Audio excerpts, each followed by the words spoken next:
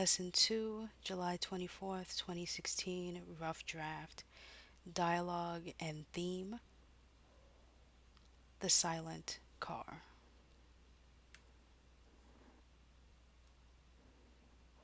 As the car parked in the abandoned clearing overlooking the city of Los Angeles at night, the lights of millions of people filling the sky, the key made a quarter turn in the ignition, turning off the engine but leaving on its other functions. You always do this. Do what? You always shut down the second I want to talk about us, where we're going, what will happen to us when you leave. Don't. Don't put this on me. You've known this for months I was leaving. I have to leave. Take me with you. See what I mean? You always do this. She slams the steering wheel with both her hands, opens the car door, and after taking in a deep breath, slams it shut. She walks to the front of the yellow sports car with her arms crossed, the headlights illuminating her in the night sky.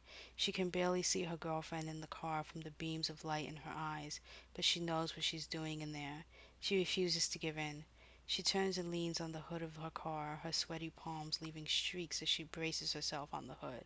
She cringes slightly when she hears the passenger door open, knowing what is coming. I'm sorry. Please don't be mad at me. Come back inside the car. It looks like it's about to rain. I need to think for a minute. Just give me a minute to think, okay? The car door slams shut and the sound of gravel crunching underfoot is as unwelcome as the car door opening. Talk to me. Why do you always shut down and internalize everything? I'm listening. No, you're not listening. That's the problem. You never listen to what I'm telling you. That's not true. I listen to you all the time. Then why are you here?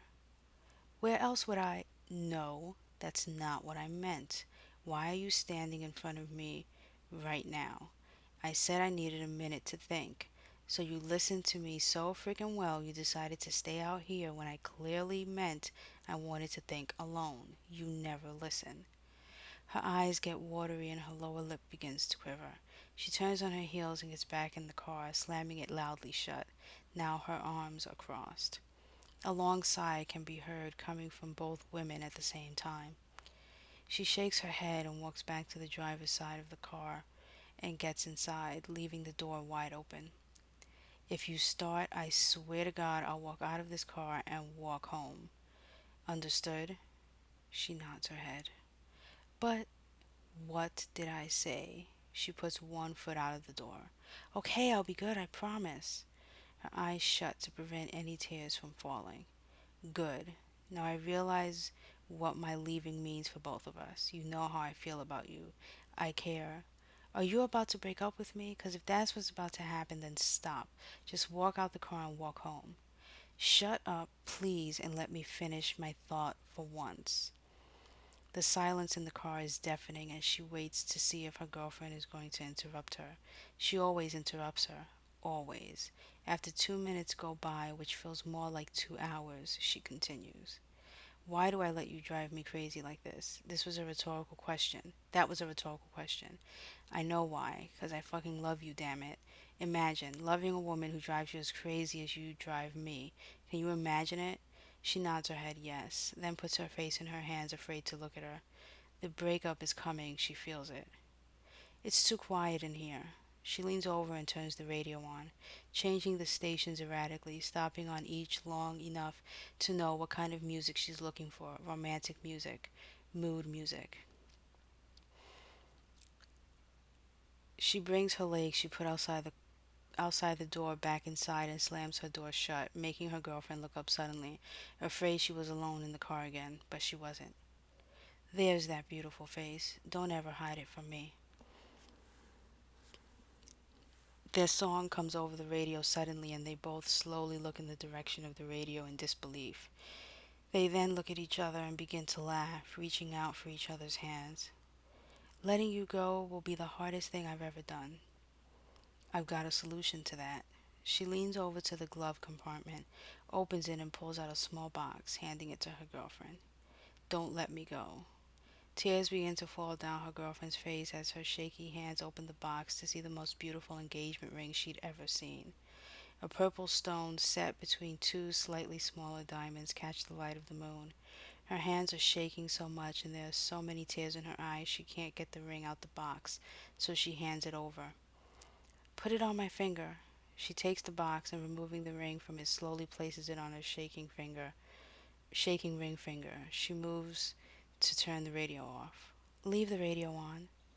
Okay, baby. The driver's seat is lowered till it's almost flat as the sounds of heavy breathing fill the space inside the sports car. An elbow presses down on the window button, lowering all the windows in the car, letting in a gust of wind. I want you so bad. From the passenger seat, she positions herself on top of her fiance, pulling off her shirt with her right hand and dropping it right outside the car window onto the ground. Her breasts are bulging from inside her bra that is quickly unclasped, letting them droop slightly, her nipples hardening from the cold wind and her sex drive increasing. She leans forward and they kiss passionately. While on her back, she cups her girlfriend's breast in one hand, being totally turned on by the feel of her hard nipple between her fingers as she squeezes, making both of them moan. With her other hand, she places it between her girlfriend's legs, massaging her as they make out, both of their tongues dancing with each other as a bolt of lightning strikes somewhere in the distance, lighting up the inside of the car. They both stop instantly and are panting so heavily they can hardly speak. I want you more. As she spreads her legs wider, enjoying the feeling of her girlfriend's hand massaging her, she begins to undo her pants, pulling off the belt and dropping it onto her shirt just outside the window. She unbuttons and unzips her.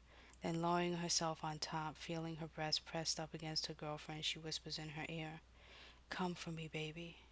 She slides her hand down her pants under her boxers and finds out instantly just how wet she is as she slides 3 fingers inside her, making her grip the handle above the car door. Lifting her body slightly, signaling she wants it harder and faster. She bites her lower lip and her eyes roll back as she is about to orgasm. She screams out her girlfriend's name, which gets muffled as thunder is so close it shakes the car slightly. The sound of the car rocking up and down echoes in the distance as a shirt comes flying out the car open driver's side window, lands on the ground, and gets blown over the ridge by the wind that's picking up. Large raindrops begin to hit the car, drowning out the sounds that are getting louder and louder from the inside. The end.